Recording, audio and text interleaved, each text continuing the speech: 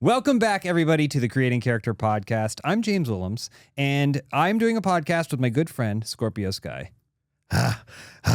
This is the bounce back. Keep your eyes on them. This is the bounce back. Oh, my God. I was going to do a whole intro about how wacky things were for the last two episodes, and this episode, we're actually going to talk about something really important. We're going to talk about the mundanity of some of the really outwardly exciting things that we do, and you've blown that within 15 seconds. Had to drop you've destroyed some it. Will Smith on you, man. I love it. Actually, you know what? I started a clock the moment you started talking. Yeah.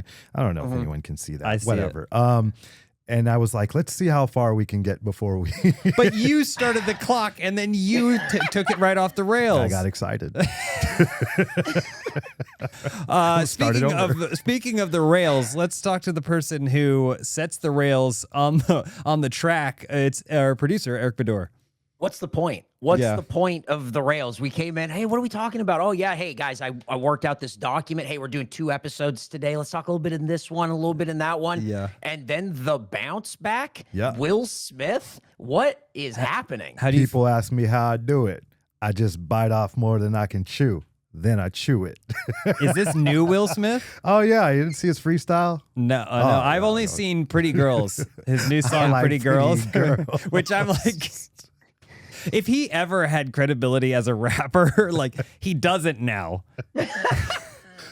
And it's up for debate. I think Will Smith is great at having captured some of those catchy songs. I don't know where his credibility lies in the hip hop community, but he definitely started from a place where he was a rapper. He became more of an actor and a performer, but he would then do these songs that were catchy.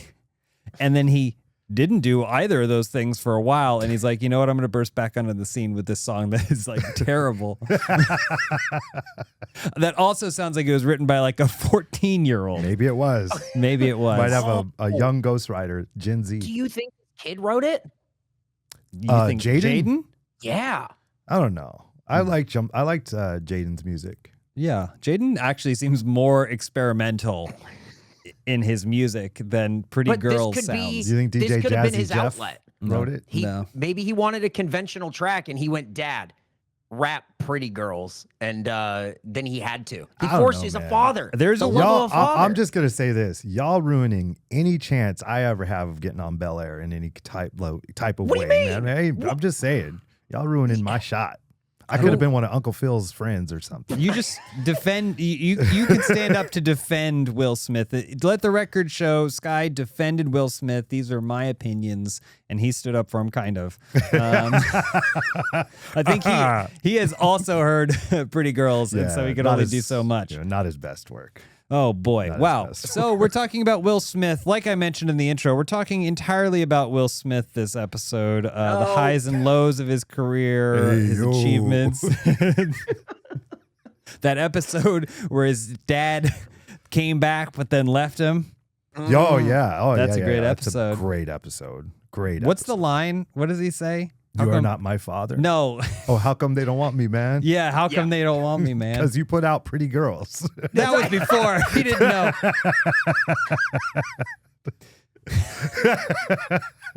That's why. All right, you're not Everyone's getting, like, you're not getting on Bel Air. Yeah. I'm Did you done. see the It's a video wrap. of him performing Pretty Girls live in like London?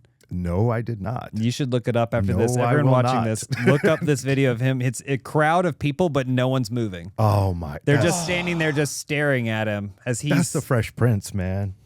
When I went to that thing last year for the premiere of Bel Air, he came out as a surprise and performed "Summertime," and okay. everyone lost their minds. Yeah. Even I was out there. I was like, Yeah. I lost my mind. There's something about seeing an artist live that you weren't expecting to see, especially like a musical artist, like a popular one, that it kind of doesn't matter who it is. And And it's again, an you're iconic defending song. Will Smith. Yeah. This is my criticism. James but hates him. I went to an event several years ago. I don't even know, maybe seven or 8 years ago at this point, and it was a prom themed event. And there was a surprise musical guest, and the surprise musical guest was Puddle of mud. close. Smash Mouth. Smash. Oh, okay. But it was only 2 of them. All It was right. the drummer and it was the lead singer. Did they do All Star? They did, yeah. They did a bunch of have songs, to. but it was basically just with a backing. It was like karaoke, essentially, because they didn't have the band there, and one was a drummer who doesn't really sing all that much. But it was, everyone lost their mind. And it was like, oh my God, Smash Mouth is here. I love this story. One of my friends, Mark Gonzalez, shout out to Mark Gonzalez. He had tickets to a James Brown concert, and right before the concert, James Brown passed away, and so they replaced him with Bobby Brown, and Bobby Brown opened and closed the show with My Prerogative. Wow, I love it. That's crazy. Why didn't they should have? No, never mind. Never mind. Where was that going? I was gonna say that was his whole thing is he'd like collapse on stage and then he'd come back to life. So true. There's got to be some people out there that are like, no, this is just James Brown being James Brown. We're gonna get to that show and he's gonna rise from the stage. That's a dark joke, but they didn't but it's happen. so good. Have you seen that? Sorry, we're off. I'm stopping the clock. Stop the clock. Have you seen that interview with James Brown? It's famous, where he's on like CNN. Oh yeah, and he's high as a kite. Yeah. And they're asking, like, he attacked his wife with a lead pipe and shot at her car. Mr. Brown, how did this happen? Living in America. I feel good. And they're like, he's all, are you gonna be able to work things out? Let's talk about some music. in 50 years, people will find clips like that and they'll go, man, AI. Yeah, it's right. Crazy. Yeah. And we'll go, no. This is before AI. This is him actually doing it. I love that interview. Wow. That's a real superstar too. To go on the news and do that is so awesome. And he kept calling for Ted Turner. He's like, "What up, Ted? Where Ted at?" And it's like, you think he's just there in studio watching? Like, maybe. The other thing about the news, you never have to go on it.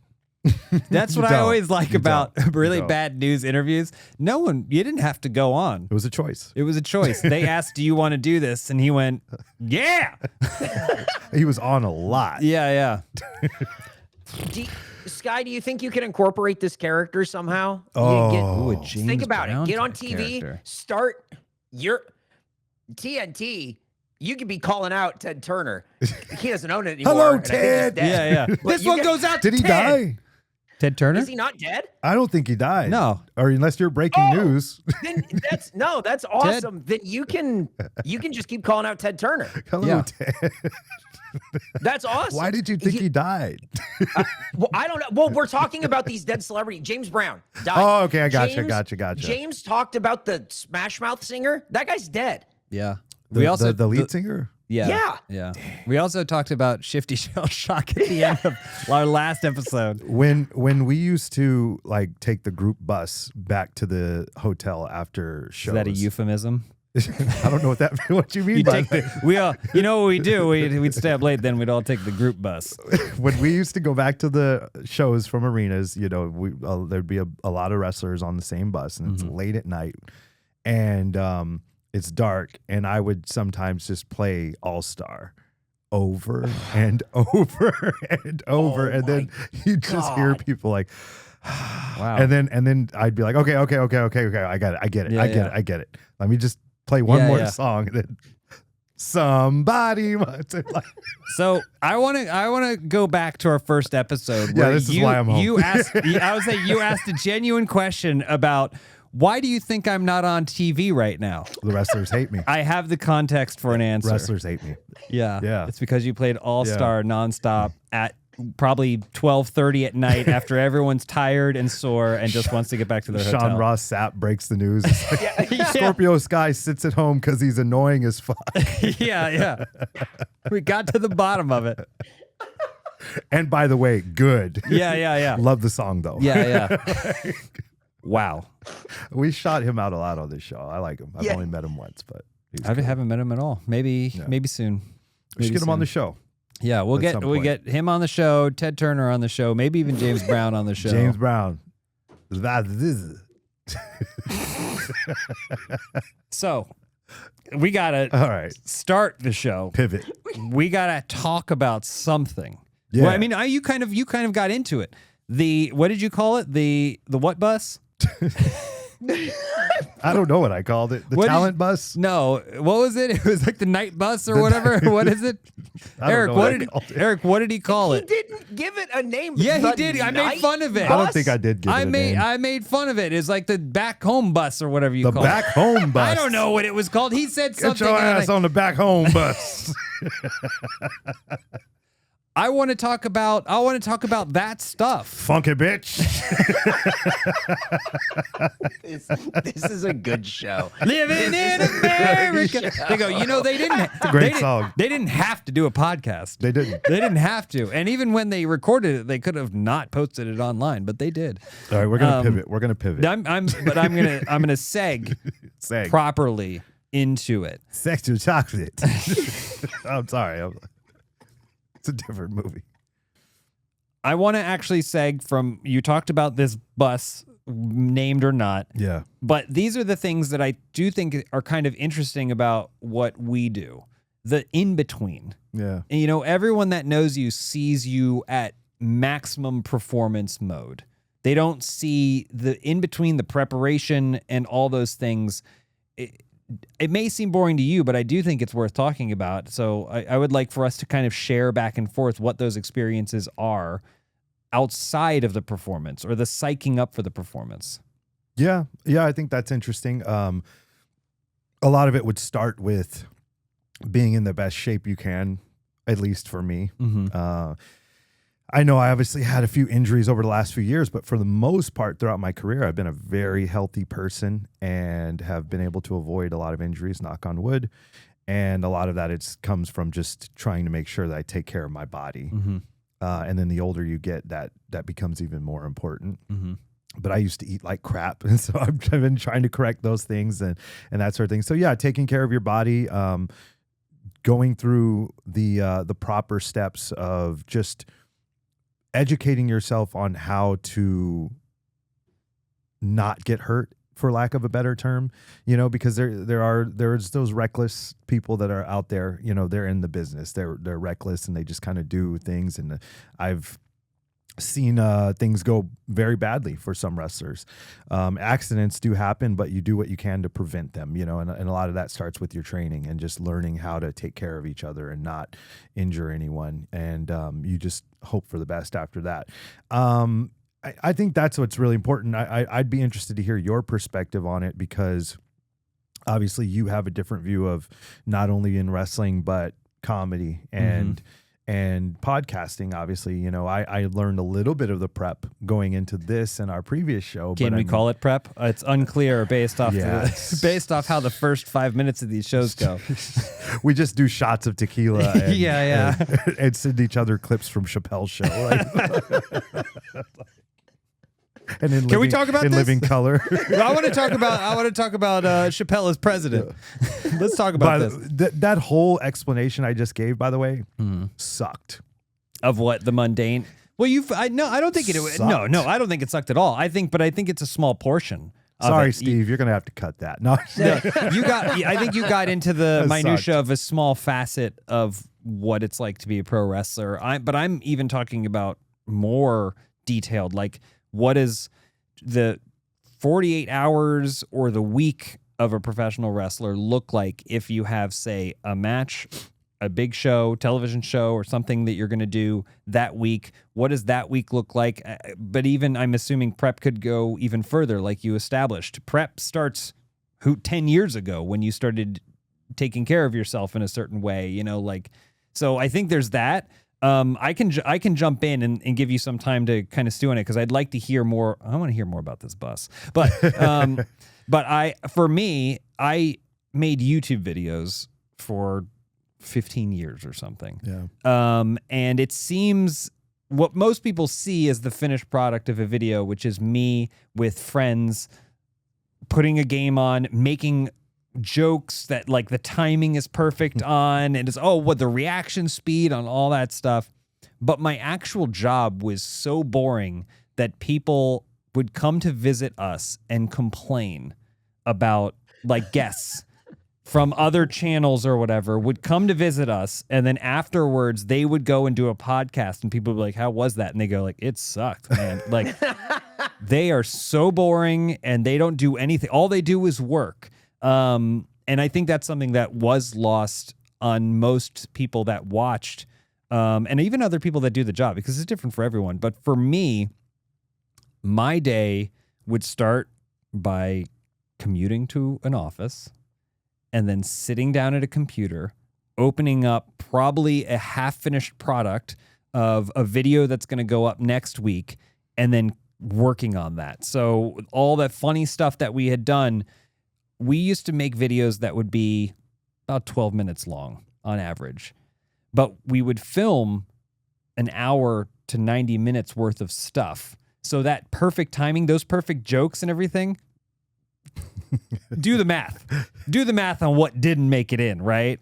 And that's what my job was mostly, was doing that math and then taking these videos and cutting them down into only the best bits and slipping things around, making it seem like something happened on screen and then immediately I'm there with this funny joke or whatever. Someone says something and then not the banter in between where we're trying to find it. Yeah. In that stuff. This is a way more natural environment. You're clearly not getting the mostly unedited version of us here.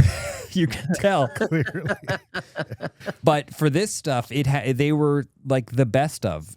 It was like watching a best of compilation, but you didn't realize it was a best of. It's like the home run derby Yeah. of content.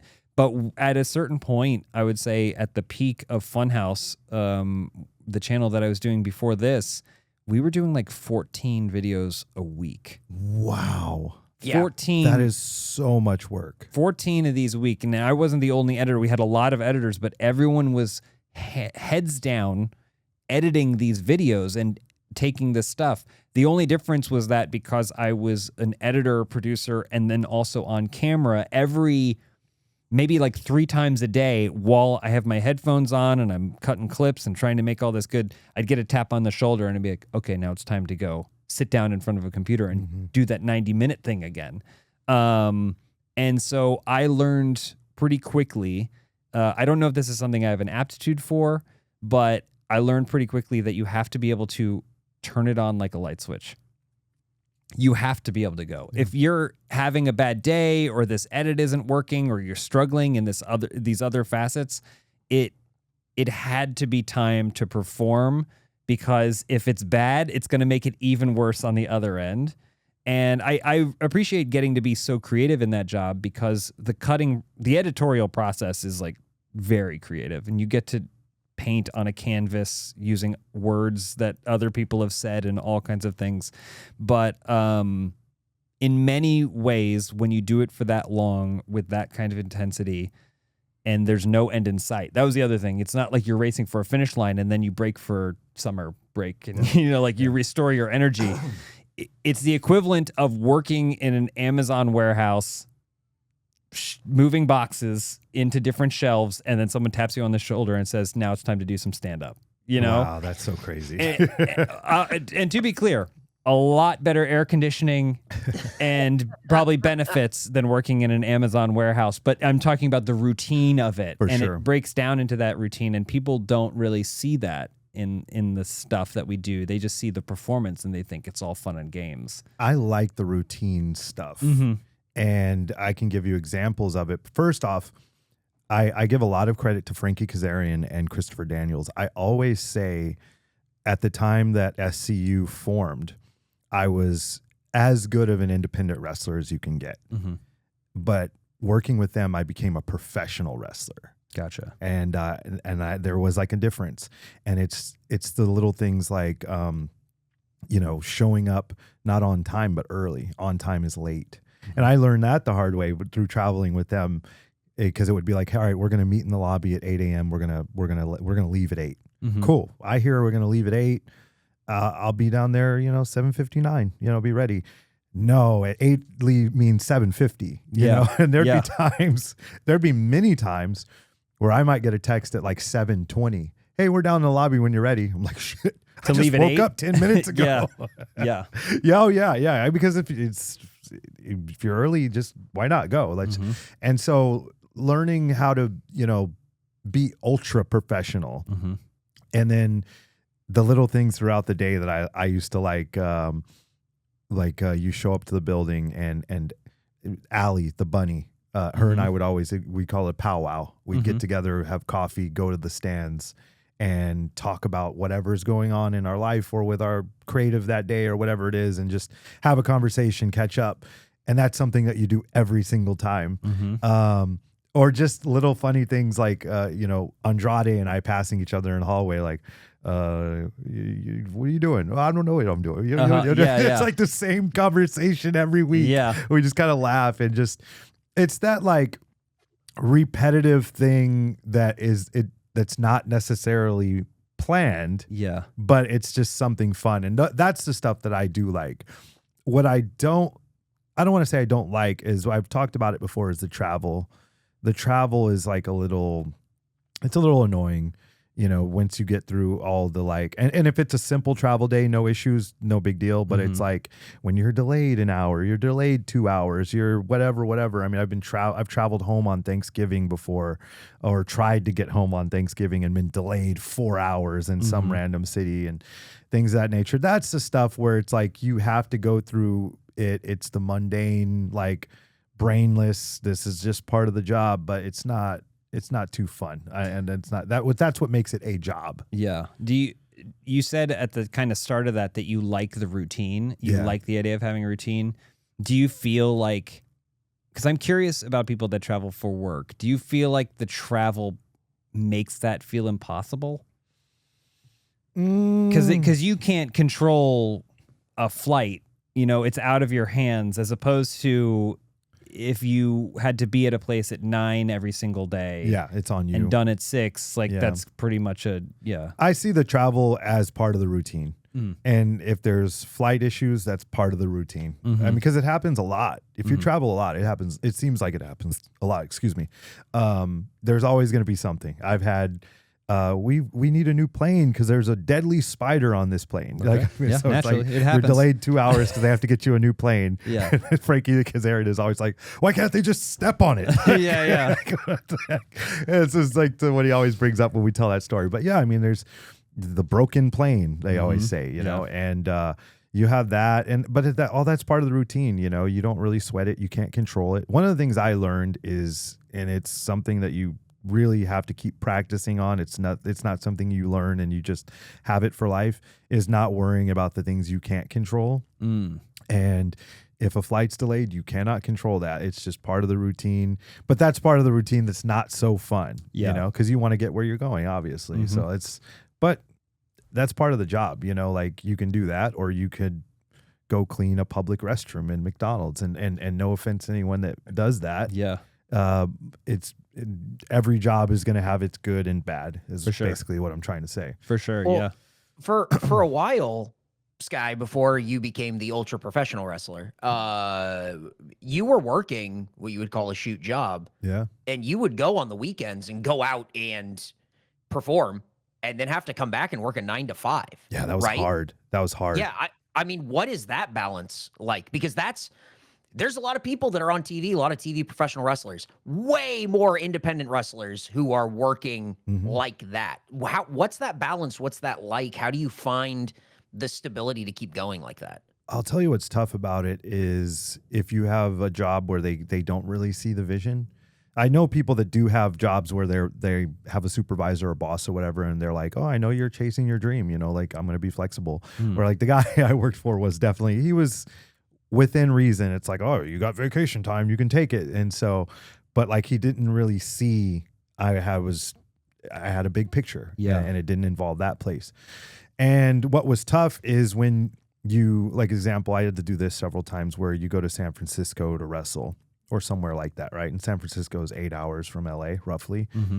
So you go and you do a show on like a Sunday night. You get done, whatever time, and then you got to get in your car. You got to drive right back. You get home at 7 a.m., sleep till 7:30, get up at 7:30, shower, throw something on, head to work. You got to be there by 8. You're saying half an hour sleep? Oh yeah, I did that several times. I wouldn't call that sleep. That's nap. that's barely a nap. Yeah, I did that several times. I did many days like that. Yeah. And then you go work for like 8 hours and you're yawning and you're super tired throughout the whole day and that sort of thing. But that's all part of paying your dues. You know, when you hear about paying your dues, you think about, oh, you got to set up the ring and set up the chairs and yada, yada, yada. I see the whole picture as paying your dues of having to do that job that you may not like, or, you know, whatever you have to do to pay your bills while chasing the dream. That's all part of paying your dues, in my opinion, as well. And you're not going to get credit for that in wrestling. But, you know, now when you get to a point and you can live off of what your dream is, you know, you earned it. Yeah, that makes a lot of sense. It's interesting. I've thought about this recently, and it's probably a getting older thing that everyone deals with. But I, for a time, because of the industry I work in, have worked with significantly younger, less experienced people. But their career path is entirely different. We are at the same point now, but like career paths were entirely different because of the time I was doing it. So when I moved out to Los Angeles, I got a job in TV and I was working on a television show. Off rip. I mean, no, but Okay. like I did other mundane. What are you laughing? I thought that was The way I legit. described that was a it, legitimate I walked question. here and you were just on TV? I set my suitcase down. It had a bunch of stickers from other places that I had been. I set it down, and someone said, "Hey, you ever worked in TV before?" And then You'd be great for our Happy Days remake. Yeah. No, it took me about a year knowing someone to know someone to know someone to know someone, and working other mundane jobs to get to that point. But I started working on a television show that was live. Oh wow! 5 days a week. Holy! Was it like news? What was it? It was G4 Television, which was like kind of a nerdy tech centric channel. Okay. And it was a show called Attack of the Show, which was one of their like I've heard of that. staple shows. It was Eric's familiar with it, but like it was kind of like an alternative show, a younger generation's version. Tech and video game, internet variety, culture, news, nerd, fun variety show thing. Yeah, that, like totally makes sense that that's where you started, given where you go and like where you ended up and everything. But either way, it was still television. Yeah. We had adhered to the rules of being a television show. Yeah. And we did live 5 days a week, and that is intense. It's an intensity that you kind of have to experience. I feel like you have to experience. And I'm very much I hope that generations pave the way through their hardship so that way it's easier for the people that come after. I don't know how you feel. Bro, but just when you were speaking about live TV in general, I had like nightmare flashbacks. Oh yeah. And what you're talking about how difficult live TV is. People don't understand that. Oh yeah. I mean, there's so many different things happening. Yeah. I'll tell you one story. This one happened with Ethan Page and I back in the Men of the Year days. We had, this is when we were feuding with Darby and Sting. And there was a segment where Darby and Sting were in the ring. They're doing an interview and we were supposed to interrupt them on the screen. And originally we were going to pre-tape it. And we did, and it was perfect timing and yada, yada, yada. But they were like, no, like let's do it live. Let's have you guys do it live. And we're like, okay, cool. So, I think the segment before us went over. And so everything is rushed at this point. So the guy behind the camera or next to the camera, he's the producer. He's like, okay, if I say this, you have 1 minute left. If I do this, you have 30 seconds left. If I do this, it means wrap it up. Like, okay, no problem. Cool. Like we had a whole thing. I was supposed to say something. Ethan says something. I lay out the challenge.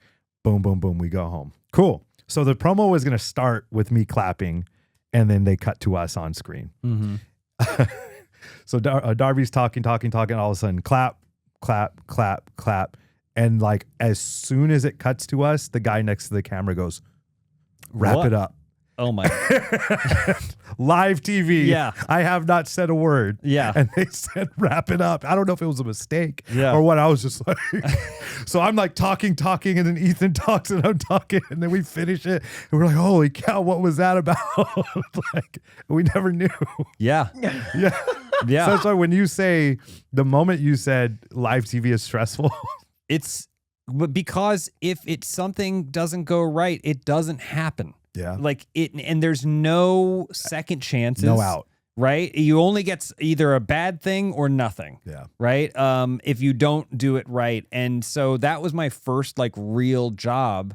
And you also, by nature of it being television, there's a certain filtering of experience. You're more likely to work underneath people who at some point they had also been through this process, which isn't necessarily the case in new media. It could be anyone. Anyone can be your boss in new media. But it was forged by fire, I think.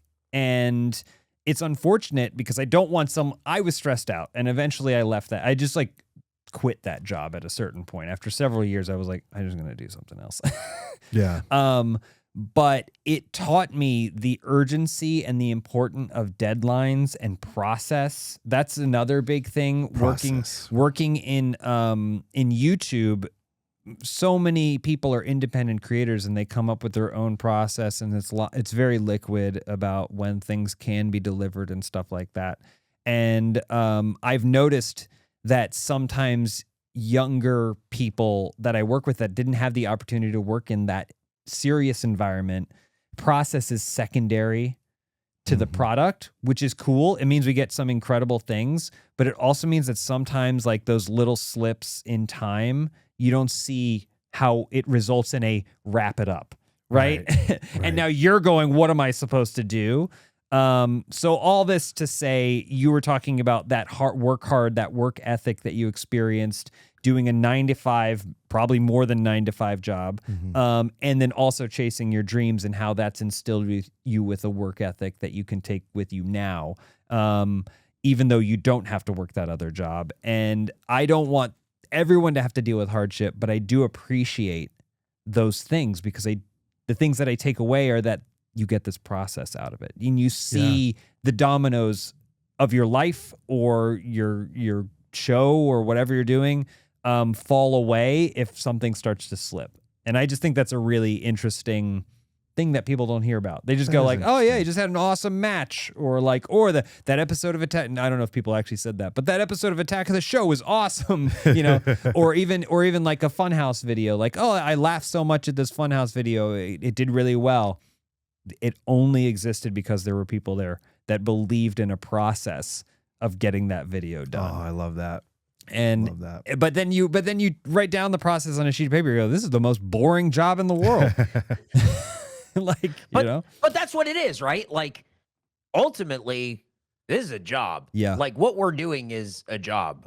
My job is podcasts, a bunch of different podcasts, and it's a lot of fun when we do this stuff, but it stops and it's not fun anymore. Well, we both kind of shared an insight into ours. Eric, I mean, you produce this podcast. You produce what? A lot. 5 other? How many other podcasts do you produce now? I'm up to 4, 5, Jeez. 4. So what is your week? Without, you don't have to go into too much detail, but what does your week look like? It isn't just hanging out, waiting on this call until we go, all right, Eric, you're on.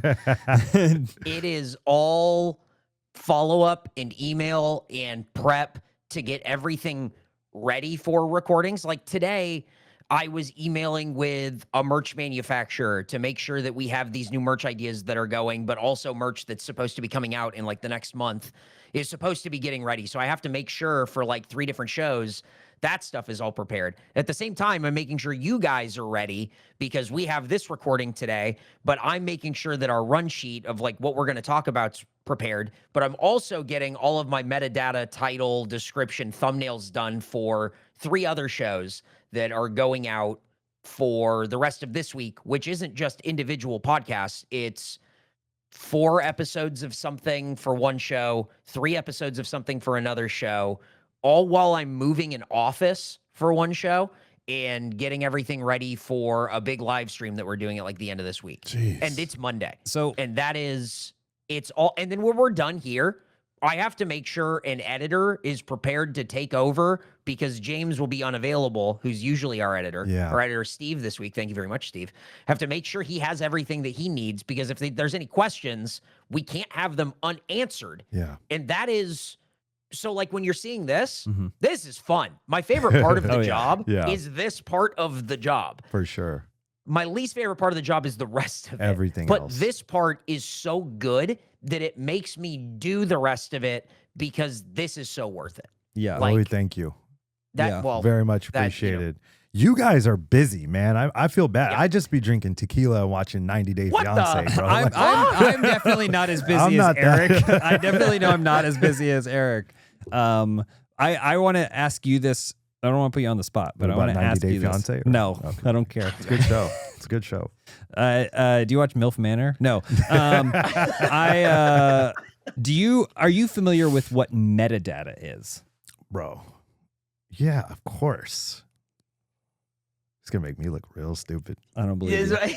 Well, for everyone other than Sky who doesn't know what metadata is, it's all the BS text and information associated with the piece of content that you consume online, right? Yep. So Yeah. if you're watching or listening to this, you're doing it. But at some point, it popped up on a little application, Yeah. and you hit the play button. And at some point, there's a graphic attached to that little thing, and there's a title, and probably a description too. Like, and maybe in other cases, there's chapters, there's a transcript, there's all these other things. And this is just for podcasts, which I would say is on pretty, on the lower end, right, Yeah, Eric, of like definitely. metadata complexity. Yep. Yep. We don't, well, you make thumbnails. You have to make thumbnails for stuff too. So the metadata is just like an overarching term for the BS. I'm not telling you, I'm telling them, because you know. Yeah, of course. For all the BS, and it's so invisible to Yep. people that consume this content, but it takes so much time It's the worst. to do it. And when you actually care about it, you ever read a great description on something like your YouTube video? Oh, that's a really funny title. It's very clever. Someone had to think of that required like creative energy and juice. But yeah, That's this dope. is the light switch. We come in here, and then you hit the switch, and you go, it's time to perform, and then you hopefully can have fun. I think the lesson is all that process, all that mundanity, that work ethic, and the things you do. It's so that way when someone taps you on the shoulder and says it's time to perform, you can do it, you can enjoy it, and then you can get something out of it. Is this the light switch or is this the bounce back? Oh my God. Oh my This is God. the bounce back. Watch He's Will, good at y'all. balancing Yeah, these it's- things. At least there's a beginning and an end to these things. You Yeah. know what I mean? He's like There's really bringing it back bookends. around. I'm kind of impressed. It's the difference between Will sitting at home alone as his wife is off doing something and his kids are off doing something, and he's staring at his Oscar, but also thinking about what else happened that night, to him getting the tap on the shoulder and then singing Pretty Girls. That's I like that's pretty girl. his ability to stand in that London parking lot or whatever and sing and rap Pretty Girls to a bunch of people who are just staring at him. That's the performance light switch that's needed to turn on. You're never getting Beautiful. on Bel Air. Beautifully said. You're never getting Never. on that show. Chances are ruined.